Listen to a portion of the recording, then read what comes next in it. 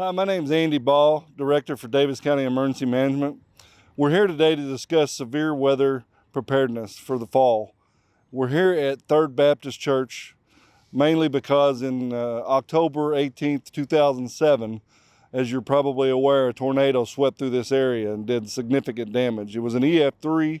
For this church behind me, they had significant damage, and I want to say a miracle happened here. There was a service going on of about 100 people, and they got warning that the tornado was inbound, so they all went down to the basement, and just a few minutes later the 5-story bell tower collapsed into the sanctuary where they were sitting.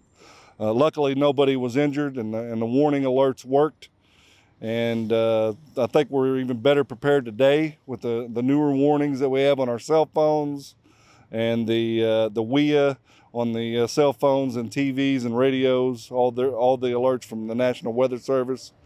But I wanted to discuss a few safety tips for you for this week.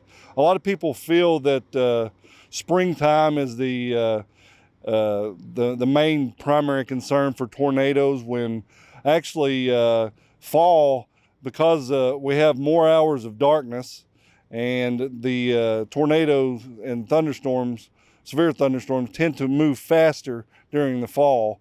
We've had not only the 2007 tornado that I discussed earlier, we also had the November 6, 2005 EF3 tornado, which came through the tri-state. It didn't do as much damage in our area as it did across the river, but there were 25 deaths from that tornado in 2005. So I just want to make sure that you're prepared for fall severe weather as best you can. So I'm just going to give you a few tips. Nighttime tornadoes account for 49 of the 57 fatalities in our region. So we need to really focus on being better prepared for fall weather. For awareness, know the difference between your watches and your warnings. Watches mean just that, be watchful. The weather is favorable for being able to produce severe weather.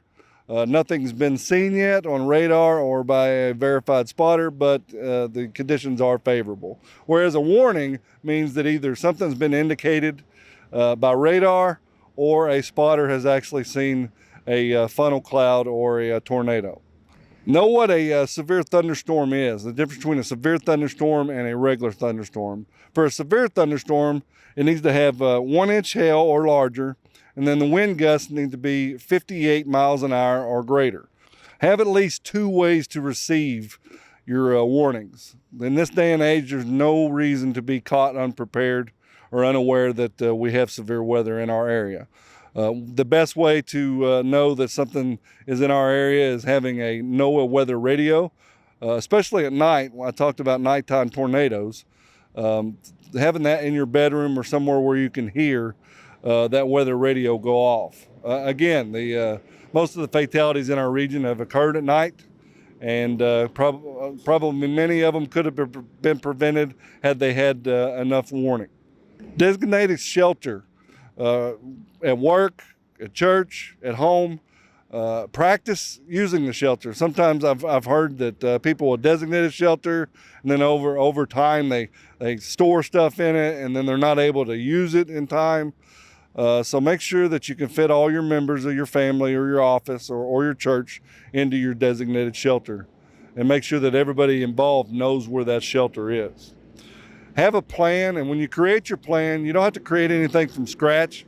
You can go on to ready.gov. They have a lot of templates that you could use, a lot of checklists, and that also includes building a weather kit, something that you can grab if you need to evacuate, or something that you can use if you get stuck in your shelter. All those kit items are on ready.gov if you're wondering what's in the kit. And then for safety, for your shelter, make sure that it's inside a sturdy structure. Mobile home is not a sturdy structure, so you definitely want to have a plan B if you're living inside a mobile home. And that goes for if you're out on a golfing adventure. Always know, A, what the weather is, B, where you're going to go. Underground is good. A small interior room on the lowest floor is another good place to be. For instance, like I said, for these members of the church that were here for the '07 tornado, they were able to get to the basement, and that's what kept them safe when that tornado swept through here. Make sure you're away from windows and exterior doors. Glass can shatter from debris, and debris can come through exterior walls. So make sure that you're not sheltered up against an exterior wall, if at all possible. You want to crouch low and cover your head and cover your vitals. The tornado position is basically head covered, crouched, facing away from the threat. You want your back towards the threat. Ready.gov and FEMA suggest you also in your kit have helmets for your members for falling objects, and have shoes. You want closed-toe shoes, because when the destruction's over with, if you do have destruction, there's going to be a lot of building materials with nails and other hazards. So you want to make sure that you have closed-toe shoes on. Ensure your cell phone's charged and readily available. That way you can contact people, contact the 911, family members, letting them know that you're okay. And you're also kept abreast of what the current threat is in our area. Along with thunderstorms comes floods. So make sure that, like we always preach, make sure that you turn around, don't drown, stay away from flooded roads, and just choose an alternate route. And then throughout any time that we're expecting bad weather, I suggest that you check the weather periodically throughout the day, and that you're always abreast of what's going on. As we know, weather conditions around here can change at the drop of a hat, so just being aware, taking a few seconds to look at your cell phone or computer or whatever device you choose to make sure you know what's going on is the best advice that I can give you.